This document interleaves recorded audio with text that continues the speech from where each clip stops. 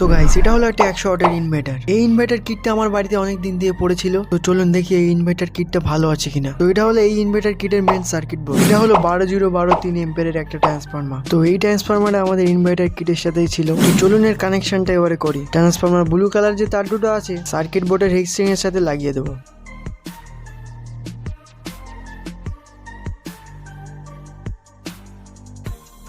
তো সার্কিট বোর্ডের হিটসিং এর সাথে আমরা তারটা এরকম ভাবে লাগিয়ে নিয়েছি। এবারে ট্রান্সফরমার হলুদ কালারের যে তারটা আছে সার্কিট বোর্ডের পজিটিভ কানেকশনে আমরা সোল্ডিং করে দেবো। তো এই তার দুটো হলো 12 ভোল্ট নেগেটিভ আর পজিটিভ। তো এটা হলো একটা বাল্ব হোল্ডার। এই বাল্ব হোল্ডারটা ট্রান্সফরমার আউটপুট তারের সাথে কানেকশন করে দেবো।